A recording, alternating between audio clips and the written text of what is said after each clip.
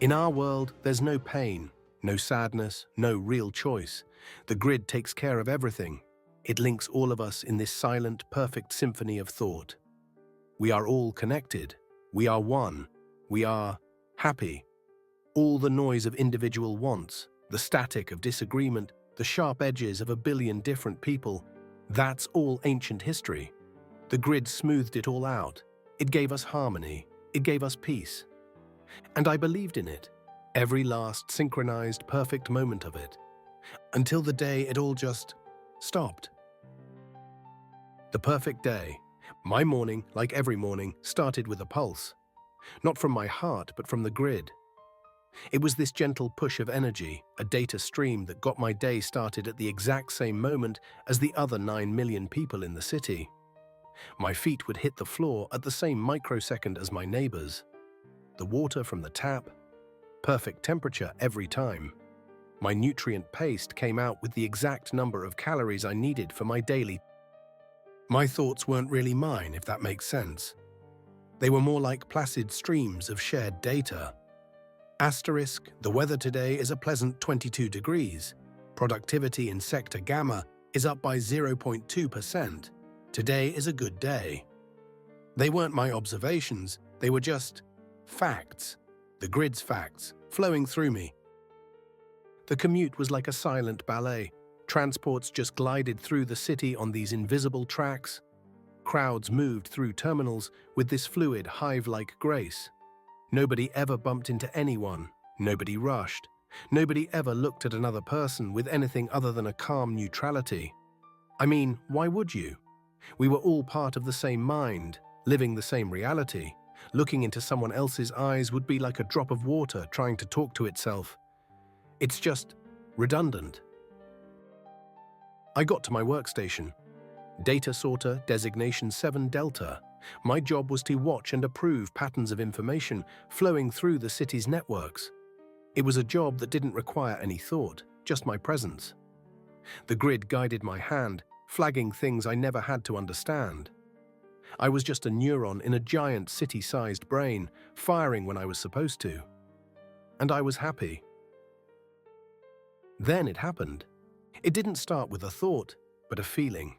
A physical feeling. A sharp, searing pain shot up behind my right eye, like a needle of hot static being jammed into my skull. A high-pitched whine screamed through my head, completely drowning out the gentle hum of the grid. My vision started to flicker, pixelating at the edges like a bad video feed. My hand, which had been moving in this smooth, practiced motion, just froze.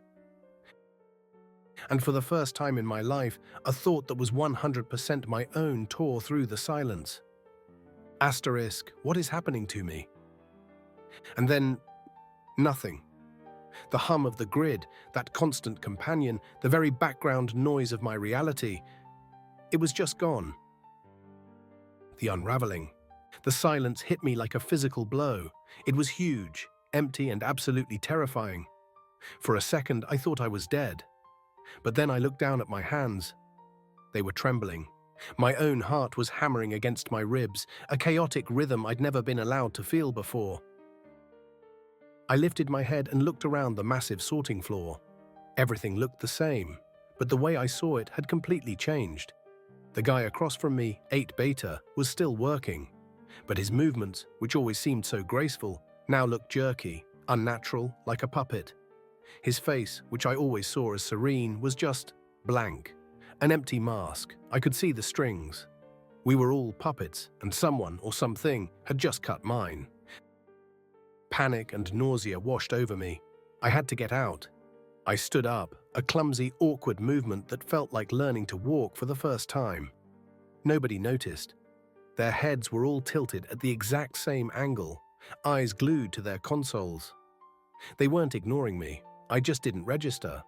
I was a glitch in the code, an error they weren't programmed to see. As I stumbled for the exit, I saw them. 2 figures in plain grey uniforms moving against the calm flow of the crowd. The people around them didn't really move out of the way, they just parted, like iron filings moving for a magnet. They did it without even looking. They were auditors, I knew about them from the grid's data streams. They were system maintenance, defragmenters. They find and correct dissonance. But seeing them now with my own eyes, I finally understood. They weren't maintaining the system. They were hunting. Their eyes weren't blank like everyone else's. They were sharp, scanning, predatory. And they were looking for me, looking for the one single note that was out of key. I ducked my head, forcing my legs to move in what I hoped was a normal walk. My mind, my own private silent mind, was a storm of pure terror. Don't look at them. Blend in. Walk.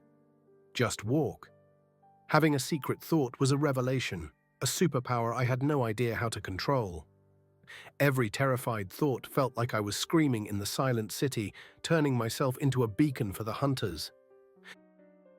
The trip home was the longest 10 minutes of my life.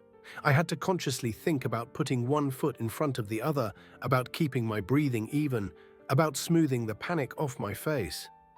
I got on the transport, standing among the silent, swaying bodies. They were just shells. I was surrounded by millions of people, but I had never felt so alone. An auditor stood at the far end of the car, his eyes sweeping over the passengers. His gaze met mine for a fraction of a second. My blood ran cold. I held his gaze for just a moment, then forced myself to look away with that same empty disinterest as everyone else. I could feel his attention on me, a cold weight. He was tasting the air, searching for the bitter scent of free will. After what felt like an eternity, he looked away. I don't think I breathed again until the doors to my apartment block hissed open. The discovery. My apartment, which used to be a sanctuary of automated comfort, was now a tomb. The silence was suffocating. The lights still turned on. The temperature was still perfect. But the connection, the feeling of the grid being part of my home, was gone. I had to use my own hands to get a glass of water. The sensation of the cool glass, the feeling of the water on my tongue. It was all so loud, so incredibly real. I tried the public terminal, desperate for answers. I searched for grid failure, implant malfunction, loss of connection. The results were all the same. Polished propaganda, soothing articles about the harmony of the collective, testimonials about the joy of unity. It was a digital iron curtain. There was no information about what happens if the system breaks, because in a perfect system, nothing is ever allowed to break. Then a memory surfaced. Not a data packet from the grid, but a real one, something old and buried deep. A story my grandfather told me before he was integrated, back in the final days before the grid was mandatory. He called it a ghost story. He told me about a hidden network, a digital catacomb built from the scraps of the old internet. Used by the first people who resisted, he called it the undernet. It was just a myth, a fairy tale told to scare kids into line, but right now a myth was all I had. The full weight of what was happening crashed down on me. The grid wasn't just a network, it was total surveillance and control. Every single person was a living data point. Your location, your vitals, your thoughts, all streamed and archived in real time. But my stream had gone dead. To the system, I hadn't just gone quiet. I had ceased to exist. I was a data ghost. And yet, here was my body, walking around, a living, breathing glitch. I was a paradox, and the grid was designed to resolve contradictions, permanently. The twist and confrontation. A sound ripped through the silence of my apartment. It wasn't the soft, approved chime from the grid, it was a sharp, physical knock. 3 hard raps on my door. I froze, every muscle in my body seized up. It's over. They found me. The auditor from the transport. They tracked the glitch to its source. My pathetic, tiny attempt at freedom was about to be snuffed out before it even really started. The knocking came again, harder this time. I gave up. My heart was pounding a funeral march as I walked to the door and opened it. An auditor stood there, just as I'd feared, dressed in the same featureless grey uniform, radiating absolute authority. But the face wasn't blank. And the eyes weren't the cold, scanning optics of a hunter. They were sharp, intelligent, and focused completely on me. And there was recognition in them. The auditor leaned in close, and her voice wasn't synthesized or robotic. It was a human whisper, low, urgent, and real. "Took you long enough," she said. My mind just spun. I couldn't process it. She raised a small, dark device in her hand. It looked like some kind of circuit key. "The failure was a key," she whispered, her eyes locked on mine. "Not a malfunction. We've been broadcasting the wake-up signal for months, just waiting for a compatible mind to unlock it. Welcome, Kale. It's time to truly wake up." Conclusion. In that single moment, my world didn't just crack. It was completely shattered for the second time in one day. The system I was so terrified of, the oppressive machine I thought I was fighting all alone, was not what it seemed. The rebellion hadn't been waiting for me to start it. It had already begun.